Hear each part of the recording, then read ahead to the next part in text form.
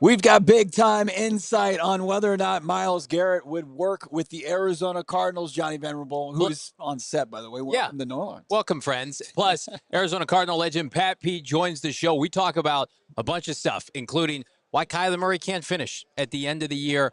All that and more coming up live from Radio Row here in New Orleans. It's PHNX Cardinals.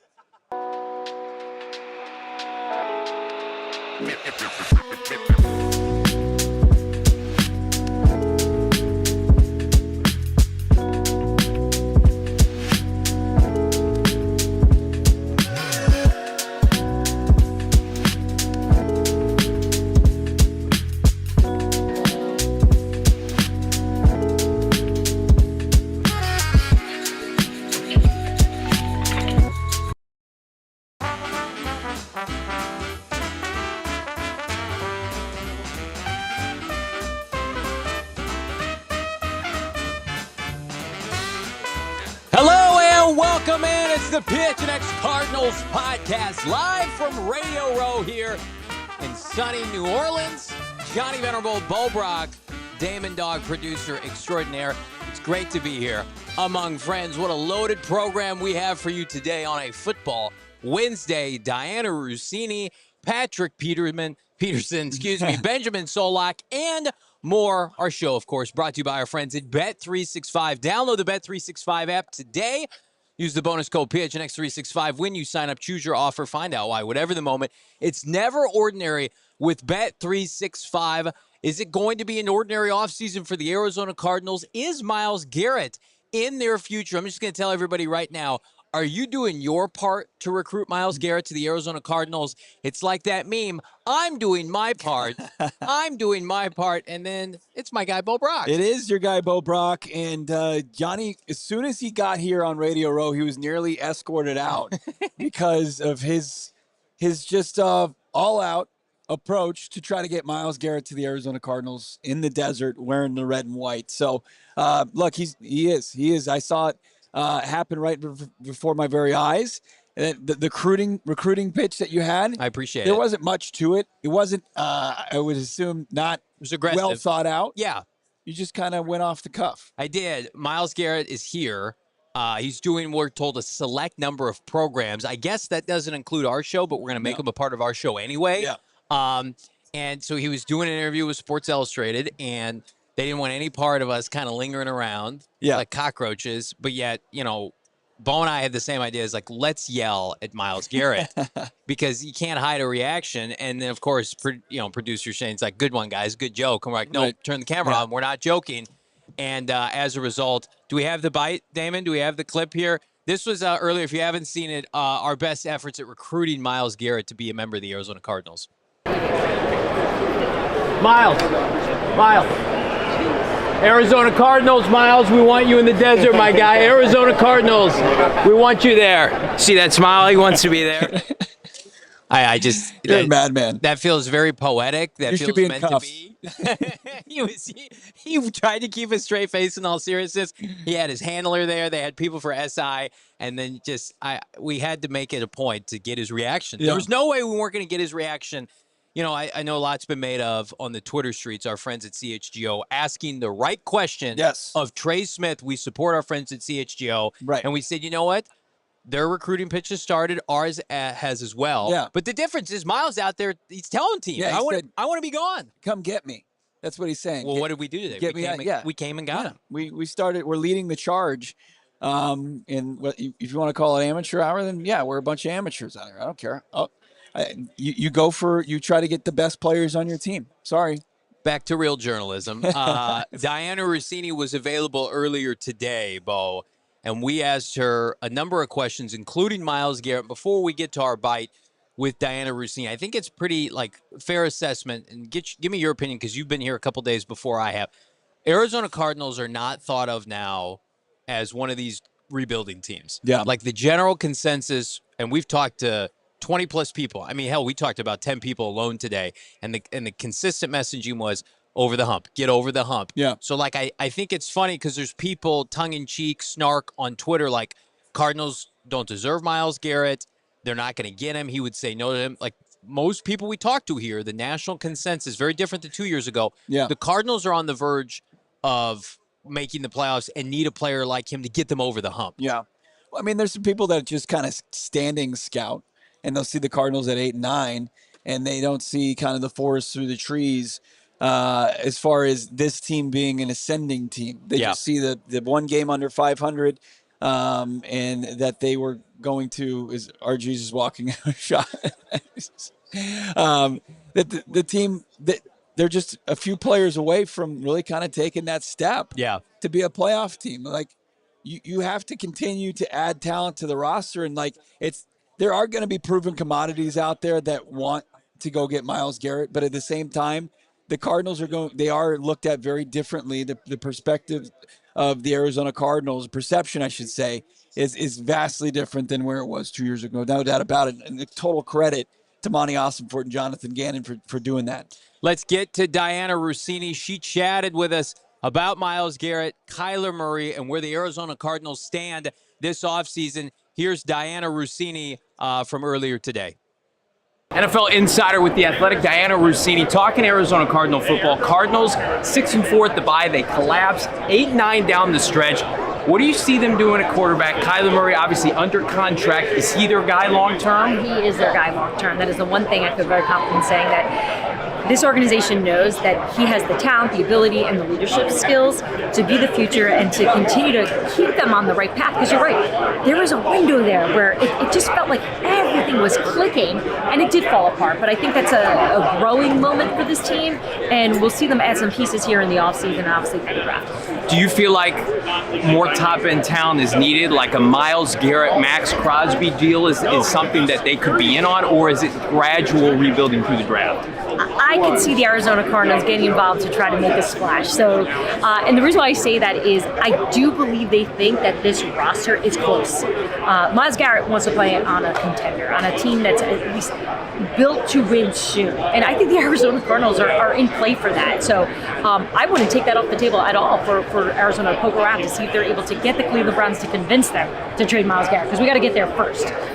Cleveland really does not want to make this move, but we'll see what happens because it could get messy. You know, pretty robust rookie class this past year. Marvin Harrison Jr., a little bit under the radar, about 900 yards receiving. What does he need to do to take that next step to be here with the likes of the Malik Neighbors, the Brian Thomas Jr.'s? I think so much, for so many players, that rookie season is just a growing year. And even just talking to players here on the floor that are playing in their rookie year, they all talk about how much they didn't know. So because he just has that natural talent and that work ethic, he's somebody I'd put my stock in. The best, Dianna. Thank you so much. Thanks, guys.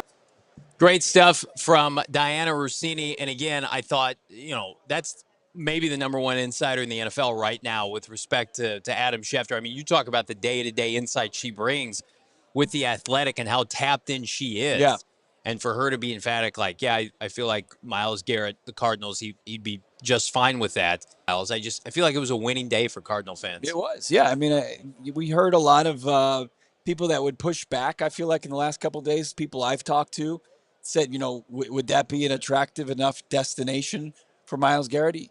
He's in the league. Like, he's not just going to sit and look and just say, I need to go to the Chiefs or the Eagles just because they're in the Super Bowl. Like, he's got a perspective that's different and understands that there's talent on this roster that's going to be good enough to win, get to the playoffs, and then with a player the caliber of himself, how deep can they go? Yeah. Still some work to be done, but it's not like a complete overhaul. It's not a complete reno. It's not like a knockdown just like it was at the end of the 2022 season. So it's refreshing to hear an insider that's as dialed in as Dianna Russini and Damon and I were talking about yesterday.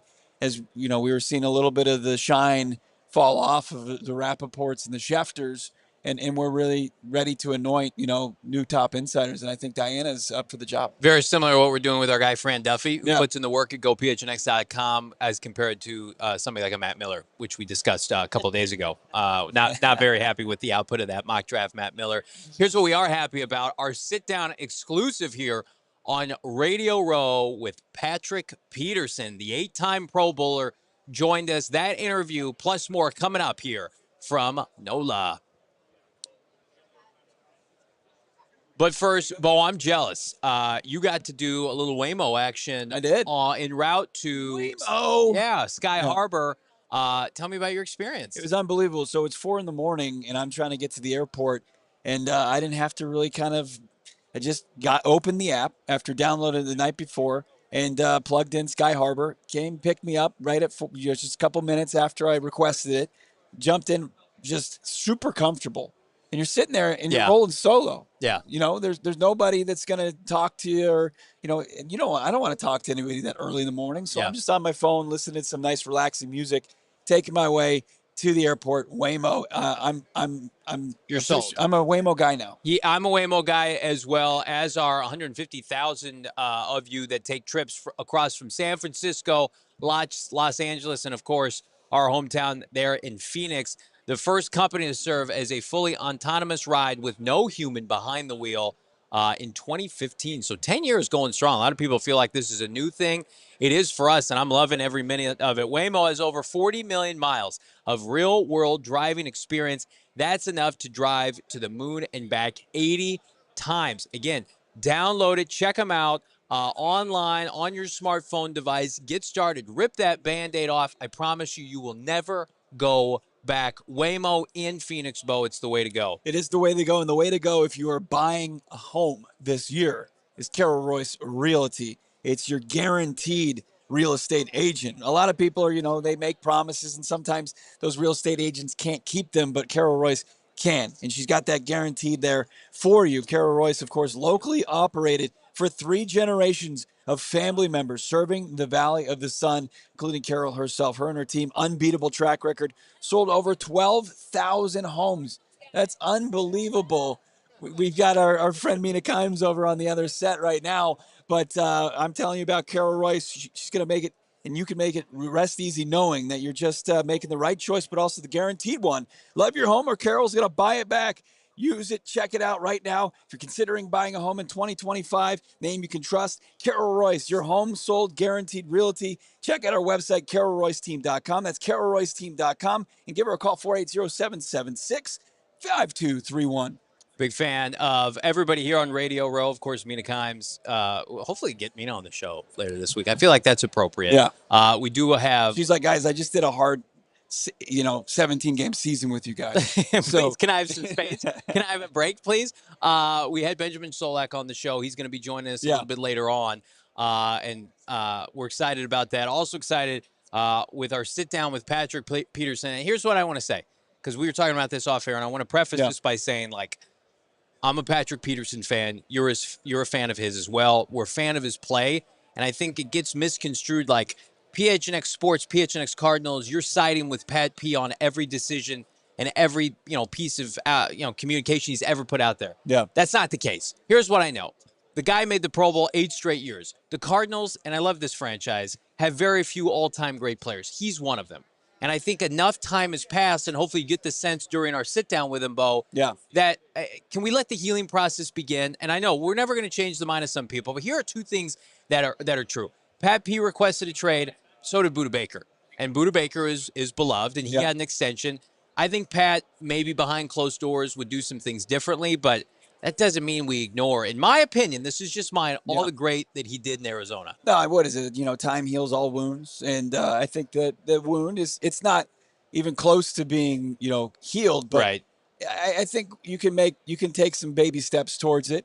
And, winning me back to an extent. Obviously, there was the Vikings-Cardinals matchups that when he was on that team and things were chippy, and obviously things he said on his podcast and things that he doubled down on this show. I think Patrick Peterson, obviously, he's going to dig in and stay, to what he said. But at the same time, it can't completely discredit the phenomenal career he had with the Cardinals to start things out. What does Patrick Peterson think of the Cardinals now? Has he been in touch with the Bird Gang? Plus, we ask him about Budda Baker and his extension. Here's our sit-down with Pat P. Joining us now, day 3 from Radio Row here at the Super Bowl in New Orleans, Arizona Cardinal legend, Patrick Peterson. How we living, my guy? Living great, man. Happy to be here with you guys. We're fired up, man, to have you back on. We had you on the show just a couple of years ago. We've talked about your time with the Arizona Cardinals, that we want to see you Ring of Honor, eventual Hall of Fame. Have there been any discussions with the Cardinals about anything like that? As far as like Ring of Honor? Yeah.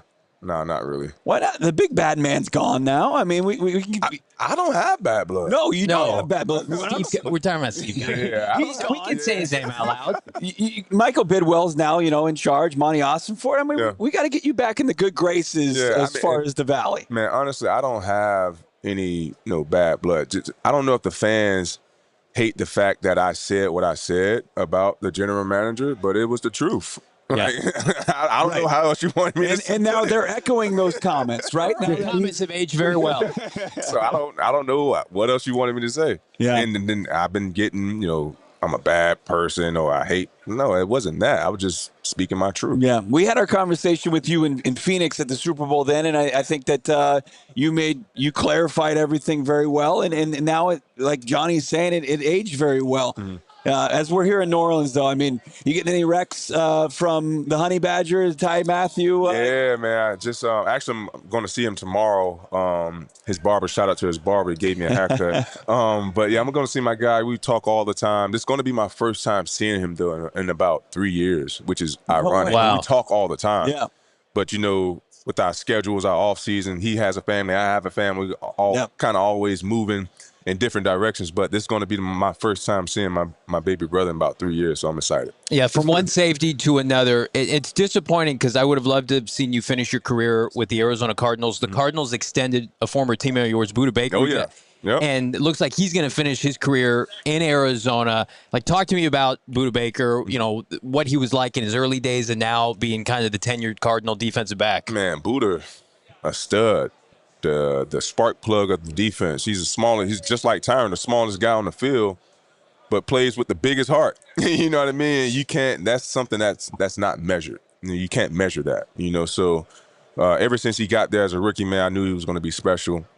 And you can even ask him. I wanted to, instill some leadership skills to where when I leave, it'll be the defensive back room be left in good hands. And I felt like I was able to, help Budda navigate his way throughout his early years and help him become, the leader that he is now. Was there a moment when he showed up? I mean, we've heard his practices are legendary. Was there anything like, hey, chill, or is it just like?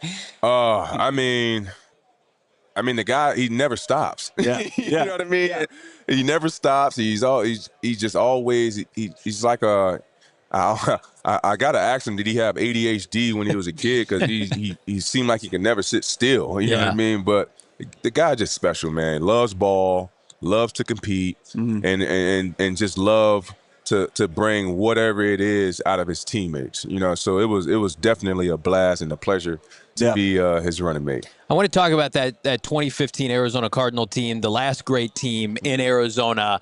Just a win away from getting here at the Super Bowl. What do you think happened at the end of the year, like that could have changed the course of you guys getting to the championship? Injuries, man. We got to think about going back. We lost Tyron in the game against Philadelphia. Yeah. The game that sealed it for us for the NFC West.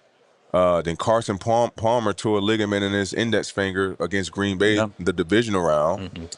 I think like our linebackers was a little decimated. Then on top of that, we only had 7 defensive backs that whole year, so we wasn't even equipped. Like we couldn't afford anyone to get hurt, and it happened at the wrong time when Tyron went down against the Philadelphia Eagles. So, man, that was a great team, but injuries got us, man. We just started missing too many key pieces. Yeah. If Tyron doesn't get hurt, do you think you beat the Panthers? Do you think you beat Carolina?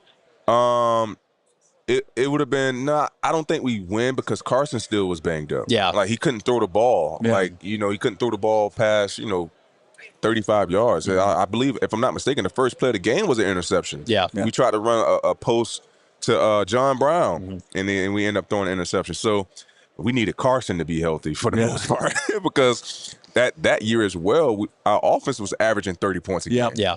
You know what I mean? So we needed him to be healthy to be able to put the ball in the end zone. But, yeah, injuries got us that year, man. I mean, if it wasn't for Cam, I mean, Carson is the MVP that season, 35 touchdowns. Yes. You got Cam saying, and it kind of salt in the wound for that loss. It's like Cam's like, I cherish MVPs more over Super Bowls. And like, Yeah, I see he's been getting a lot of heat after that comment. Yeah, look, I can kind of understand it to an extent, but like going back in the Cardinals' glory days, though, it feels good to talk about that.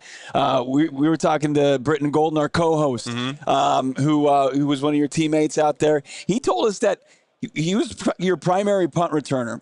And that at certain points you could say, "Hey, I'm going to return this punt." How did that dynamic work? He loves when we bring that up, by the way. How does that work?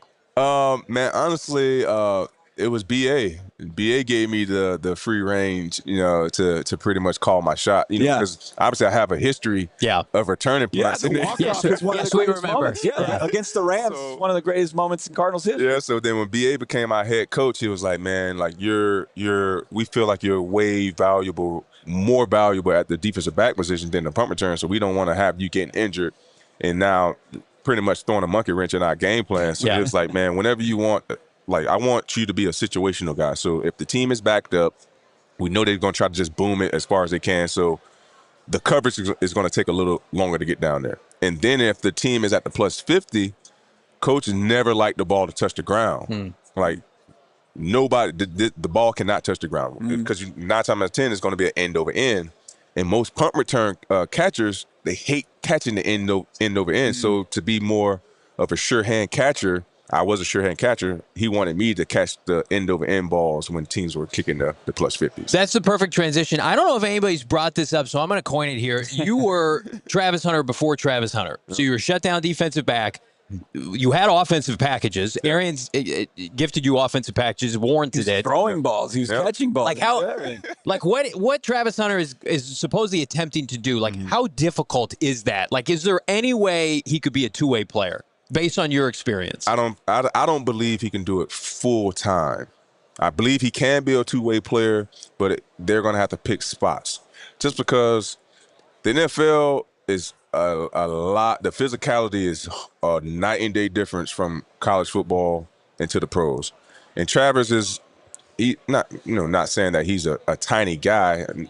I'm sure that he can endure the physical hits that he possibly going to take, but can he endure that for 18 weeks? Like that. Yeah, that's a challenge in itself. Right. Getting through an 18-week season is a challenge in itself. And now having to play both sides of the ball, learning the defensive playbook is a challenge in itself. So it's so many challenges that he's going to be facing if he really wants to play both sides full time. Yeah, playing 100+ snaps a game, it's crazy stuff. Plus, I think it's going to be impossible for him to do that and play, 8-7 years. Right. Yeah. Right. Yeah. Yeah. Talk to me about what you've seen from your former organization under new head coach, new GM. Like, you saw him in Pittsburgh last year. Did you feel a difference between this team from previous iterations of the Cardinals? Yeah, man. Just having an opportunity. I played against Cliff when he was obviously the head coach. Hey, joining us now, impromptu in the best possible way, friend of the program, part of the program this past season, ESPN's NFL analyst, Mina Kimes. Thanks for joining us, Mina. How we living? Hello. I told you guys, I ran into a Cardinals fan who's like, "You never talk good about the Cardinals." I was like, "I talk about the Cardinals all the time this year. I talk so much Cardinals football. I watch so much Cardinals football." So it's really good to see you guys in person. It's great to see you as well. I don't know what the deal is with that Cardinals fan. Just send in the PHNX Cardinals, and we'll set him straight. He'll know that you're spreading the gospel of Tip Ryman and Trey McBride and the cast of characters. But as we've let things kind of settle from the 2024 season, 8-9, I know they had the missed opportunity there, but what's your assessment? Yeah, it was very stop-start. It was very streaky. Like the offense in particular was streaky. There were stretches, certainly kind of early, middle-ish, where you felt like this is the offense we thought they would be. This is the offense that finished 10th in rushing, or top 10, more than that, in rushing last year. Marvin Harrison Jr. looks like that dude. Kyler Murray's playing his best football. But then there was inconsistency from everyone involved. Kyler Murray, play caller, Marvin Harrison Jr. So I think next year for the offense, it's really about more consistency, honestly. Yeah. And I think building on what you saw with Marv, I think we talked about it in the playoff game, or not the playoff game, the end of the season. Yeah. So that matters. Defensively, I actually thought really impressive how they finished the season. This was a defense that was always rebuilding, always very young, probably the cheapest defense in the NFL, right? I would guess. So you're definitely stacking good performances, and I think the linear progress you saw at the end of the year is really encouraging.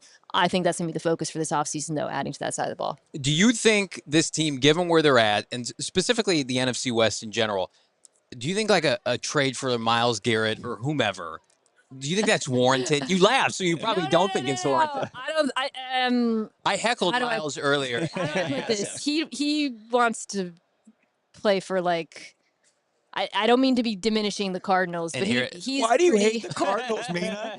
Why? He like a blue blood. He wants to play for a team that's ready to rip, right? Yeah. And I mean, like including the teams, frankly, in the Super Bowl right now are for our services. So he would obviously be the perfect missing piece. He's the perfect missing piece for literally every team in the NFL, right? Yeah. I don't see that one happening though. No. You feel like I feel like we're going to wake up and it's going to be a Rams acquisition. You know the Niners are going to be aggressive. Like, how do you see this? The Niners is one to watch for sure. Oh, my God. I can see that. How do you see this division playing out this offseason? It's interesting because the Niners are going to have to make a decision in terms of paying Brock Purdy, but I think they just need better health next year, and they'll be right back in it. The Seahawks, there's probably going to be some noise around Geno Smith and whether or not he's available for trade. I wouldn't do it. You know, I've said this if I was the Seahawks. And then the Rams, there's actually questions around Matthew Stafford and his future there. But all that said, I wouldn't be surprised if the teams actually do look pretty similar to how they looked this year and next year. These are not teams that need to have a lot of change or experience a lot of change. And I think, they're a team like the Cardinals has a pretty clear mandate for where they need to get better. We see a lot of soon-to-be free agents in this game that are going to be on display. Trey Smith would be a good fit. You got Josh Sweat, who I think people just do a little easy connecting the dots. He played for Jonathan Gannon, but you get the feel like he's going to be expensive. Is it worth an investment for the Cardinals to go after somebody like Josh Sweat? You guys have a lot of cap space, right? I'm sure. Like enough to do some damage. I don't know if edge is where I would go in free agency. It's a great corner group. I don't know if you looked at the free agent corners. There's some other positions that I think they could add to. I like the idea of getting young at edge. I haven't delved into the draft class, but I'm told it's a pretty stacked and impressive class there. That would probably be my preference and then maybe target someone more like in the mid-range at pass rush. Like we're walking around and Malik Neighbors is here and Roma Dunze's here and Brian Thomas Jr. had an unbelievable season. And like we feel like this should be Marv's time. Marv should be here. And after all the fanfare of last offseason, he didn't participate in the combine. I'm getting ready for the year. Now that you've had about 12 months to evaluate the whole situation, meaning like where are you at with MHJ right now? Still a believer. I mean, going back to that final game, I was just like, God, this is the guy that I thought he would be. The completeness of the route tree, the ability to win quickly at the line of scrimmage, contested catchability. And I keep going back to that word consistency when I talk about the offense, but I do think, for everything I've heard about Marvin Harrison Jr., is unbelievably hard worker, real competitor. I think he's going to attack this offseason really aggressively, and I think next year you're going to see the result. Do you get the sense that this is make or break season upcoming for Kyler Murray? Kinda. Yeah. And I'm a fan and a supporter, but going back to the decision to stick with Kyler instead of drafting a quarterback, I understand it, but at a certain point, you have to kind of like validate that decision again with consistency offensively. I think that's for Kyler. Like Kyler's highs were as high as any quarterback in the NFL this year, but it's a matter of like, okay, can can 75% of the games look like this instead of maybe 50? And I think that's where he's got to get to. Do you think Monty Ossenfort and Jonathan Gannon deserve their chance to draft their own guy if it comes to that? Or do you feel like, given the state of the NFL, they may not have time to do that if it doesn't work out? I do. I think Ossenfort's been a good GM. Obviously came in with that. This is a rebuilding situation. I thought, the team is actually better. They're still in some ways ahead of the timeline that I thought was in place a couple of years ago based on how bad they were. So I do think so. Gannon, I think a lot is going to come down to how this season plays out and whether or not they make the right choices in terms of the talent that they surround them with. I was in the East Valley recently and just went by Mesquite High School. I was like, Go Wildcats. It's the home of Mina Kimes and Roy Lopez. There it is, right in front of me. But when you came into town real quick, like for the playoff game, was there any go-to spots for you in AZ? Oh my gosh. So I haven't been back to Gilbert in years. And I think I told you guys this. Everybody was like, Gilbert's popping now. Yep. What? I Gilbert? bought a house in Gilbert 6 months ago. It's pretty awesome. Crazy. Yeah. I mean, when I was growing up there, it was like Joe's Real Barbecue. That was it. Not much That of was the it. strip. Filiberto's. My Yeah. references are all like Filiberto's over and over. And now I hear there's like a cool restaurant scene that's Yeah. incredible. I would Downtown love to- Gilbert's pretty awesome. That's what DTG, people baby. say. Yeah. That's crazy. Y'all, that's so crazy. Like when I went to high school there, it was not like that. Let me tell you. We used to go to Chandler Fashion Square, or what was it called? Mill. Yeah. With Yeah. the Arizona theater. Mills? Arizona Arizona Mills. Mills, yeah. So go to Arizona. Dude, People don't understand. Like you guys know, for Arizona, like so much of me in high school is just kind of like hanging out around like movie theaters, complexes, and Sure. like going to Starbucks and like sitting outside. just to be seen, Just to right? be Our seen. AZ boy producer. You know Damon's just like, about you're- that life. yeah. It's just a very specific social scene when you're in high school. You know. Yeah. I don't love doing predictions, but this offseason, like, is there a move that you think like is warranted, that could shock the NFL landscape? Like you talked about Geno Smith. Like, are they gonna shop Geno Smith? I wouldn't, but they might. I think Stafford's a name to watch. I really do. I think we would all. I mean, NFC West fans would be happy with that, which is kind of like, why would the Rams do it? They're so Right. competitive. They just won the division, but it's just something to keep an eye on. That's one. Like, what about one of the Seattle wide receivers? Like, is DK Metcalf is being brought up a lot. Again, I wouldn't do it. I don't understand. you don't agree with any of these moves that I could know, happen? I know. I just don't. This is not. I just wouldn't do it. Yeah. But I always put myself in the other. Are you guys happy or sad if the Seahawks move on from Geno Smith? I would be. I'd be sad. They swept the Cardinals last year. I know, but that was because Leonard Williams was an absolute monster. Yeah. They haven't beaten Geno Smith yet since he's been in the court. I don't know. Did the GM have an interview on radio and he was basically like, I guess he's our quarterback next year or whatever? The coach What's was the kind of, coach? yeah, he was a little bit like equivocal, like he wasn't super strong about it. I do feel like if Seattle pivoted off of him and got lucky with a guy that they felt like But was an what are upgrade. the chances we're gonna like? Not this offseason. That's Yeah. my thing. Like, why? Who into this draft? No. Little Jackson Dart, Jalen Milrose Little walking around Jackson here. the Jackson? Somebody asked That's not Jalen bad. Milrose That's to why I was change like, the all position. these NFC West teams are probably just going to run it back because none of them are going to get Yeah. better at Right. quarterback. Yeah, I'm concerned about the Niners and their kind of redemption story next year. They got the 11th overall pick. I know they got to figure out Brack in his future, but they're just kind of concerning. Doesn't it feel like the Cardinals screwed up this year and didn't take advantage of a division that was down? Like it was there. Yeah. It was there to be won. They were there to be the team. Right. A Commanders They had S time control of of year. it. Yeah. And I just wonder, Mina, because you know this division better than anybody. Like these opportunities don't come up very often Yeah. when you're in a division with Kyle Shanahan and Especially Sean with McVay. Kyle Shanahan and that team. Yeah, I know. I think I felt the same way about the Seahawks. But yeah, the Cardinals they were in pole position at one point, and that has to be very disappointing. They blew it. They blew it. That's the theme of our show. They blew blew it with it. the PHNX Cardinals. Quickly, who do you like on Sunday? I got the Chiefs by the slimmest of margins. For me, it's Steve Spagnuolo. I don't love the matchup between the coordinator and the quarterback in Philadelphia. And then I think the Chiefs offense has really figured out. They've just become this like efficient, very unpleasant Yeah. thing to face. Yeah. So yeah, I got the Chiefs, but the Eagles are probably more talented. So it's what's crazy. I think Eagles fans they've already got their scapegoat pointed out. It's going to be Kellen Moore. He was too focused on his next job. Yeah, I've seen a little Just bit like of that. Gannon, Yeah. you know, they're ready for Just it. good people, Prepared. man. Good people, Philadelphia. Good fans. We'd love to get Big Dom on the show later this week, too. Has he been walking around? No, we only saw him opening night. But Mina, thank you so much No for problem. taking some time to meet up with us in person for the first Love it. time. And once again, thank you for all your No, this is insight super this fun. season. It was super fun. It gave me like an added reason to watch the Cardinals more closely, which I enjoyed because it was a really interesting team. How do you guys like, by the way, that the line coach who went to Justin Dallas? Bryant? Oh, Yeah. Clayton Adams? Yeah, how He's is great. he good? Yeah, It was a loss. he was for the their best Yeah. position coach, and that, Wow. that stung.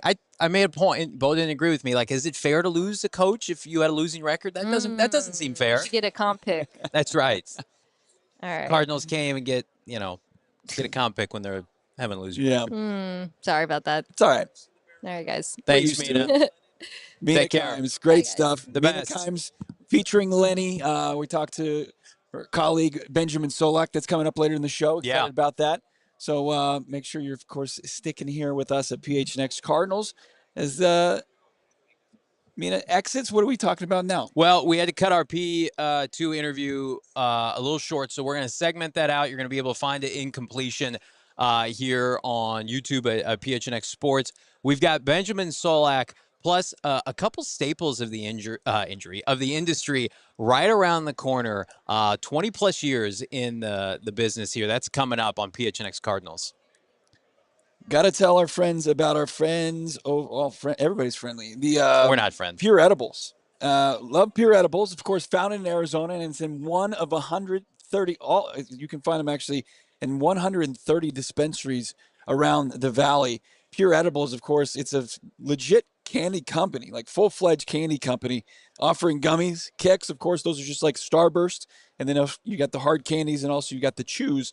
They're like caramels. So they've got something for everybody. And the Pure Effects are clearly listed on the tin, though. So you know exactly what you're going to get and what to expect from the edible you're about to take. And it's not covered in sugar like some of the other ones you can find on the market by their competitors. Check out Pure. It's created in Flagstaff, but is now officially put on its big boy pants and come down to the Valley of the Sun and calls Phoenix its home, and it's made here in Phoenix as well. Pure gummies designed to be ripped or bit in half by making them shareable and easy to dial in for the exact dose. Go find yourself some Pure Edibles in the one of 130 dispensaries in Arizona. Can I say butt crack on Radio Row? I'm going to, Yes. because it's part of our Mando read, because we love our friends at Mando. Hey, Mando.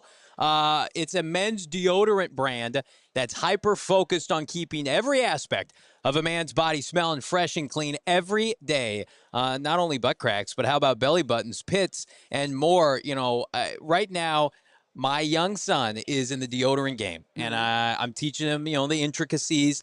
And I'm going to tell you right now, Mando is the choice. They've got so many different offers right now, so many different customizable options, including their starter pack. It's perfect for new customers. It comes with just the solid stick of deodorant about this size. Plus, they've got the cream tube deodorant, 2 free pouches of your choice of the mini body wash, the deodorant wipes, and it's all done with free shipping. Check them out right now. You can save up to 40% off using the code PHNX. Shop Mando at Mando.com.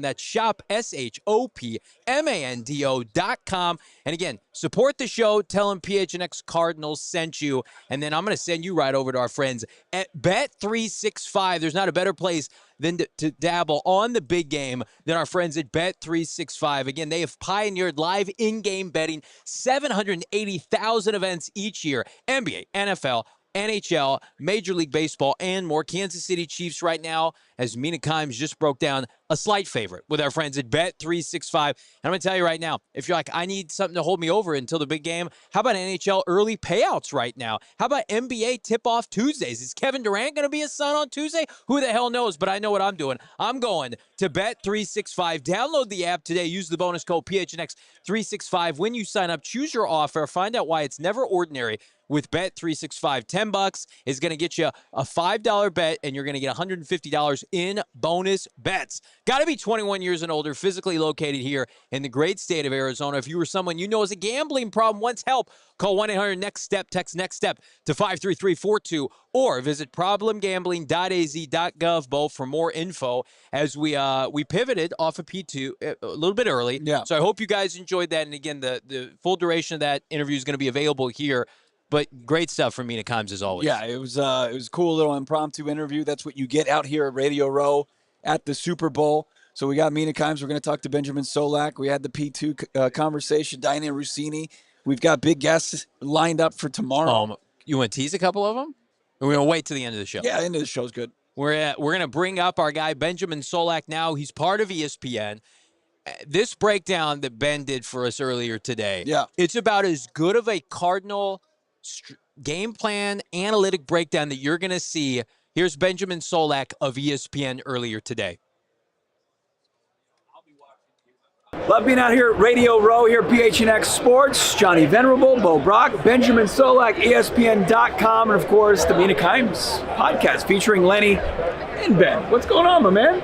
It's Super Bowl week, man. You can't complain. New Orleans is a lot of fun. It's a good environment. Yeah, we're having a blast. Is there anybody better dressed than Ben? It's my one good day. I got one tie, I got one That's shirt. great. If I got to be on TV again tomorrow, it's a problem. Yeah, Pocket squares, elite. He always blows me grief because I try to dress nice, and it's because when I go up to people, I don't want people to think like I'm like a high school kid, like I'm a short high school kid. He doesn't understand that. Exactly. With the clean-shaven men, all right? We can't. Everybody thinks I'm a child. Exactly. And so if I wear a suit, then I'm a well-dressed That's child. right. That's exactly and right. And that's a little bit more respectable. I'm with you 100%. Oh, doesn't understand. You get. It's like, oh, you have my beard. These tall people are the privilege. They don't know. Yeah, sweatshirt. All right, so speaking of people who are in attendance states, it's a little bit frustrating, Ben. I thought you were going to do people who are short and do Kyler, and I was like, that's crazy. But no, you're professional. That's nice. Yeah. That's quite a segue. So we're here.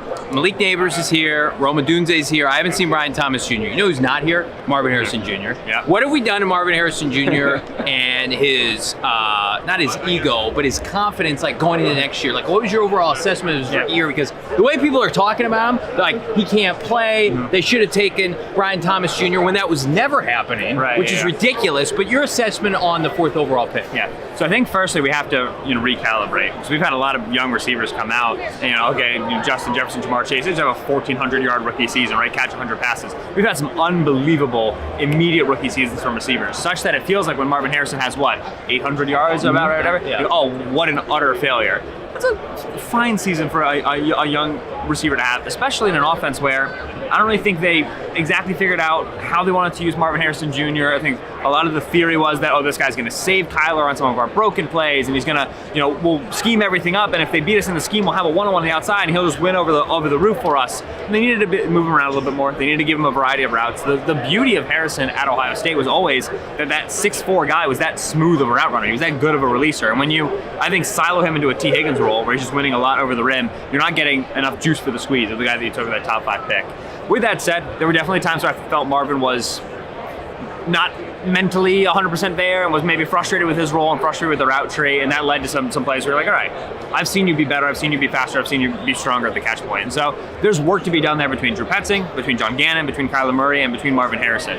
But we can't let one bad season make us think, the rookie is chalk. Like, the film was the film, the player was the player, the athlete is the athlete. There's a lot of very, very good stuff in Marvin Harrison right now. It just, sometimes it's not as easy as Brian Thomas Jr. is the only receiver for the Jacksonville Jaguars. We're going to scheme the entire thing up for him, and also, he runs it's 4-4 time. And so patience on Marvin Harrison, I think, is worthy. Yeah. Not spamming him the football like Malik Neighbors was in New York. I mean, it's also one of the tricky things about having a guy like Trey McBride. When you want to run a passing game through a tight end, it's a lot harder than it looks. Travis Kelce makes it look easy. It's difficult. And so they run a very tricky offense there in Arizona. It's hard to handle all the moving pieces they want to handle. Well, your colleague Mina Kimes, when she joined us throughout the season, like, one of her big sticking points with this Cardinals offense is like they run these 12, 13 personnel packages almost to a fault, right? Like they didn't change who they were offensively, even though they were gifted this 4th overall pick wide receiver Marvin Harrison Jr. Did you see similar things, and where do they need to go next season to really kind of maximize MHJ? Yeah, so I think that the investment in the running game was such an exciting thing at the end of last year, right? They played that Eagles game, they walked out all the multiple tight end stuff. James Conner looked great, and it was like, wow, the Cardinals do unique stuff with these multiple tight end sets. They put a unique stress on you. Like, this is going to be a cool building block for the offense. It's a lot of investment in terms of personnel in the running game, especially when you already have a running quarterback who's supposed to make it easier to do that investment, right? I like both Elijah Higgins and Tip Ryman. I think Ryman as well, especially, came along over the course of the year. That's 2 bodies that you're just kind of...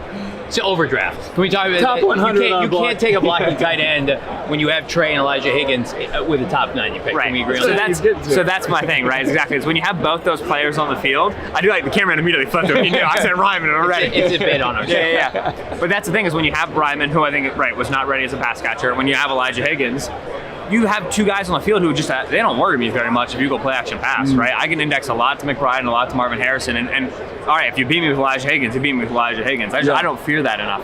And so now you want to be able to get, all right, a Michael Wilson on the field a little bit more. Maybe Greg Dortch could be a good wide receiver 3 for you. And then the running game loses its creativity and it loses its efficacy. So they had a lot of difficulty marrying the 12 and 13 stuff to the passing game because they couldn't get to good play action pass. So you probably have to move to more 12 and 11, incorporate Michael Wilson more as a blocker, and have a more married offense, have a more cohesive offense. But it's tough because of how good that running game was in 12-13. It's a lot of work for Drew Petzing. They got stuff to figure out. ESPN ranked the Cardinals defense coming into last year last, fantasy-wise. Not you, but fantasy-wise. They overachieved based on their personality. I think they were 15th in points per game. That being said, pass rush, atrocious, I think would be a word that I would use. The BJ injury hurt. Yeah, and David Collins leading the team with 5 sacks. How would you fix this unit? Because they got a lot of money to spend. They've got draft capital. I'm watching Josh Sweat, and his box score is not jumping out to me, right? And then Myles Garrett trades mixed in. Maybe you go and get a Hassan Reddick and a draft pick. Like, what would you do to attack that unit? The eagle to watch is not Josh Sweat's Milton Williams. That's from the guys that Jonathan Gannon used to work with here. They drafted Milton out of Louisiana Tech. Is a bit of a tweener, right? Played some two-gap and stuff. And when Gannon was here, they were just all 4-man front, 5-man front, whatever. And Milton was starting to be used in a little bit of that role, but he has really grown as a very, very good pass rushing defensive tackle. They put him and Carter on the field at the same time. I promise you, watch 93. This is a high impact player. He's going to make $14, $16 million. If he has a good game on Sunday, it's going to be more. And so Milton Williams, to me, he's the guy over Josh Sweat I'd be pursuing. He's the sort of dude who makes sense with a Darius Robinson, because now you have multiple guys who can play multiple spots. You can be extremely multiple in who you line up where. So I think Milton's the guy that you look for in free agency.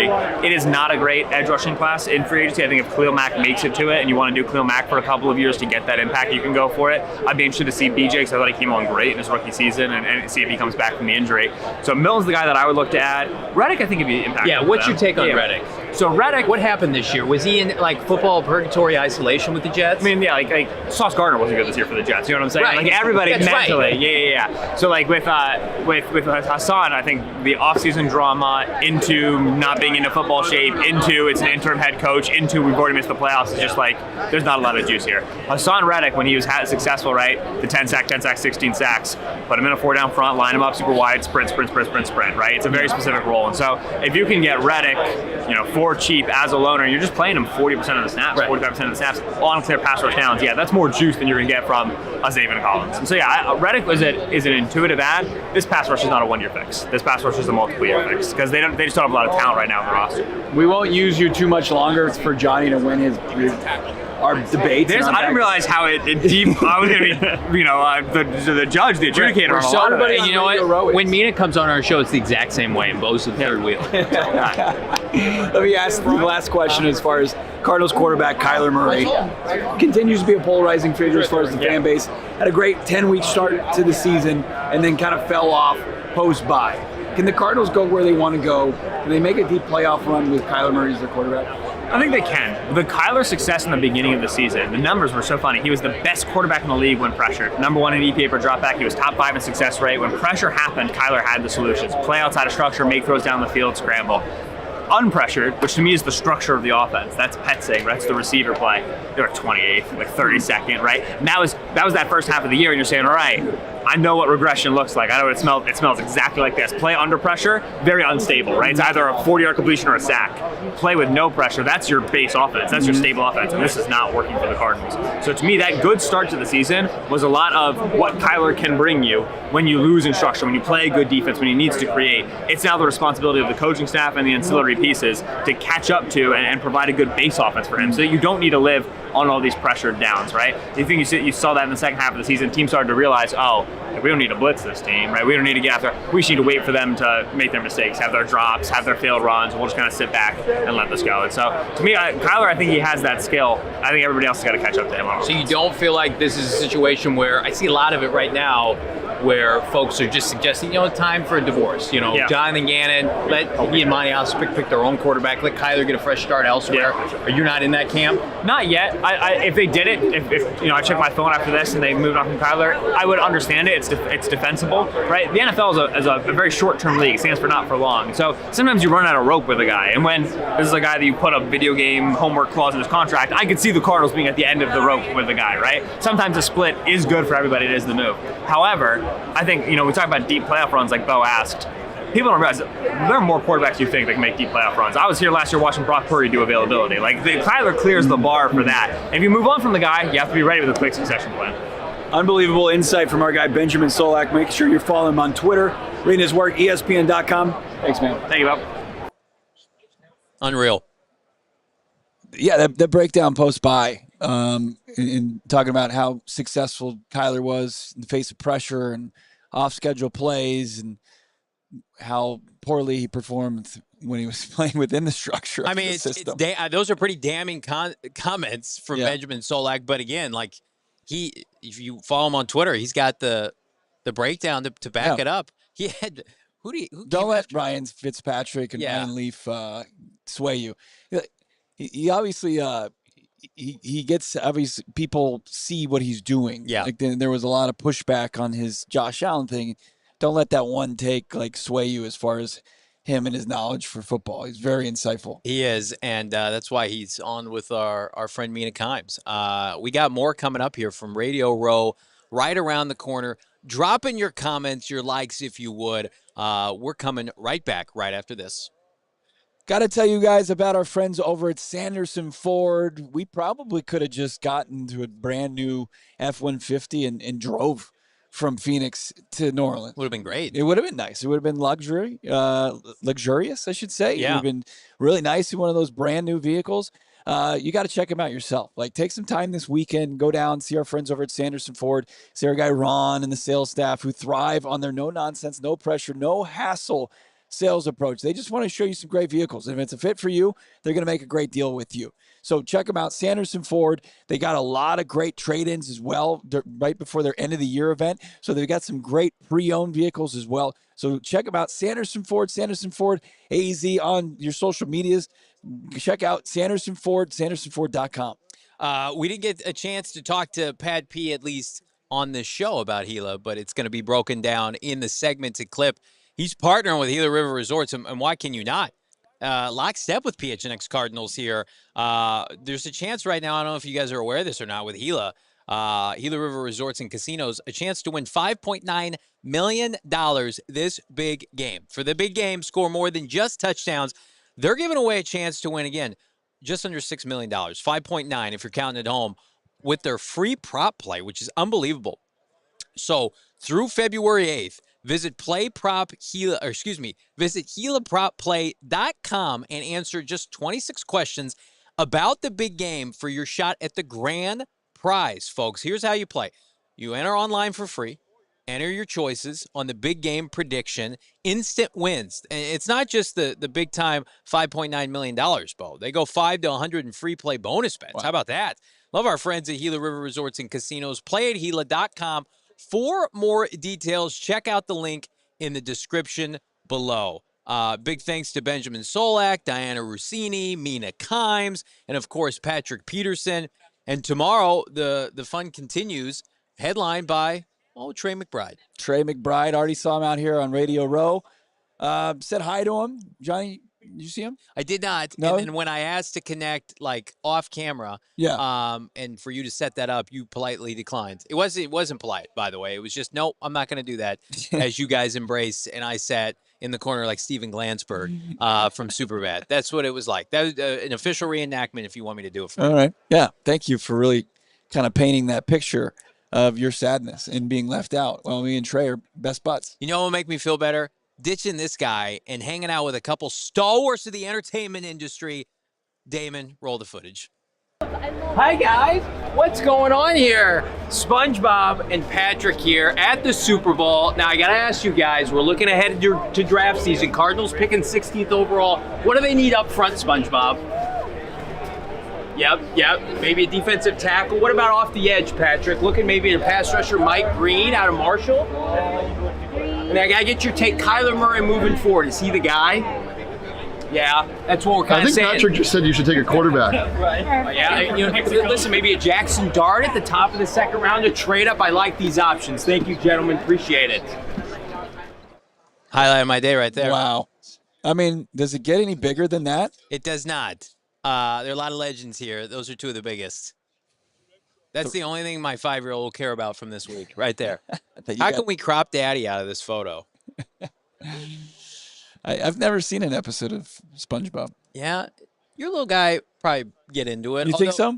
You know, when we grew up, and we're not going to reveal our age. Yeah, we just missed it. Where it was big, like my wife and her siblings, like two of her siblings, like watch it to this day. It's just embedded into that culture. SpongeBob's my whole world. Yeah, see, Damon's the demo right there. 100%.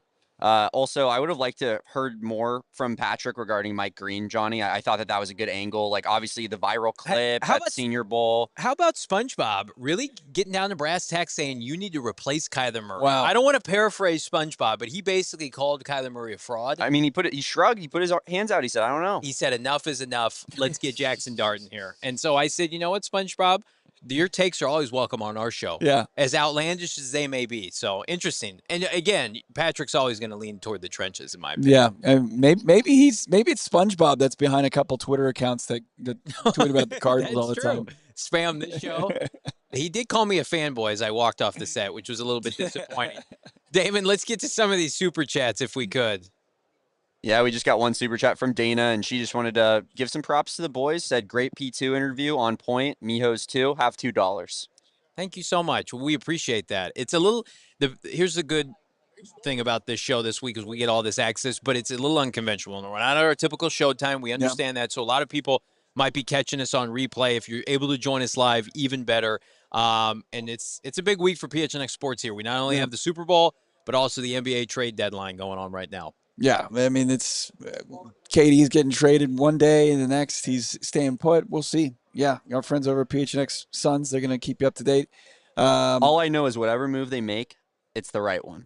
Okay. That's all I know. Dang. What does that mean? Nothing. Take it with you what you will, you know? Speaking of fanboy, showboy over here behind the mic. Is that Matt Ishbia behind Damon? That's my impression of Suns fans. Matt Ishbia, Michael Bidwell. Is the perception going to even out here in the coming years? You feel like, Bo? I feel like you feel like that. It's very similar. Like, they want to win. There's no doubt about that. Yeah. But as far as how they're trying to do it, it's been misguided. It's like if I ran the team. It's like, give me Bradley Beal. Yeah. Let's get Kevin Durant. Yeah. Trade picks until 2035. Is this NBA 2K? Like it's kind of like what they're doing. Right. And then meanwhile, Cleveland and OKC, like I can't name a player on either one of those teams. I know they're the best teams. Yeah. That's our basketball analysis right there. I can't name players on Cleveland Cavaliers. Yeah. If you're watching with one of our many streaming partners, jump on over to gophnx.com. I'm going to tell you right now, our guy Fran Duffy is here. His content is unparalleled. Super Bowl means draft season's right around the corner. Get his draft guide, his breakdowns right now. Become a diehard, gophnx.com. Our goal for this week is 40 new diehards. We got over 200 plus people watching on YouTube alone. We got double that amount on Twitter. If you're not a diehard, I'm going to tell you right now, we have been dropping exclusive content in the member Discord, behind the scenes, stuff from our Airbnb that you're not going to see anywhere else, behind the scenes here on Radio Row. Become a diehard right now. Tag us on Twitter, immediate follow and retweet. Again, the goal for your boys is 40 diehards this week. And again, we love this community. We want to continue to grow it so we can do cool stuff like this. Yeah. We can't do it without you. Is it? I also heard we're getting a nice little price for the diehards, right? $48. Yeah, it's discounted to $48, and we're shooting for 40 there. Do we want to talk about the incentive? Yeah, go ahead. I mean, read it. Our Espo, our GM, out of the kindness of his own heart, said steak dinner in St. Elmo's could be on him if we hit our goal. So see, I thought you were going to bring up something different, and now he might as well just flush that money down the toilet. Well, I'm just saying, like, help Johnny eat a steak. Does he know that Johnny's gonna have leftovers? Is that why he's willing to front the bill for the? I don't like this. I don't want to do this for the steak dinner. Sorry, I like appetizers. Sorry, I like to enjoy a full meal, and sometimes you get to the end and you can't finish the job. I tried to take care of some recruiting efforts today. Damon, if we could run that back one more time for the people that have not seen it. This is me earlier today on Radio Row with a certain Cleveland pass rusher. Myles. Arizona Cardinals, Myles, we want you in the desert, my guy. Arizona Cardinals, we want you there. See that smile? He wants to be there. Print the jersey now. I didn't feel good about Mina kind of laughing at that idea. Like floating. And listen, we're not making stuff up. The Cardinals tried to trade for him at the deadline. They remained interested to some degree. And then we asked Mina, and she basically was like, I preferred Dianna Russini's approach to it. Yeah, of course. Where she said that it's a good fit and the Cardinals should. being on Myles Garrett. So, yeah, I prefer that way more than Mina's take. I think Mina, with her own biases for Seattle, she just doesn't want to see that. I'm going to chalk that up to a bias take, which we have many on this show, so we will give her an out clause. We're back tomorrow on Radio Row. We've got Trey McBride, among others. I think we're going to chat with Dan Orlovsky this morning as well. Yeah, Trey McBride, Dan Orlovsky. And like the stuff that doesn't make the show, it's going to be here on our YouTube page, PHNX Sports. Like, we got great interviews up. We chatted with Bernard Seikovitz, who we're going to put up on our YouTube page. Yeah. Psycho on the Cards practice squad. He's one of their international pathway players. Really fun conversation with him. If you missed any of our interviews from the last couple of days, they're all up on PHNX Sports on YouTube. You can find Kurt Schilling, World Series champion. Who else did we talk to? Matt Harmon, Yahoo Sports. I chatted with him earlier today about what he would do with Marvin Harrison Jr. And spoiler alert, he says they need to move him around CeeDee Lamb style, which I like especially. He referred to Marv, and what happened this year is the sacrificial X receiver. And so really one of the better insights conversations on the same level with our guy Solak.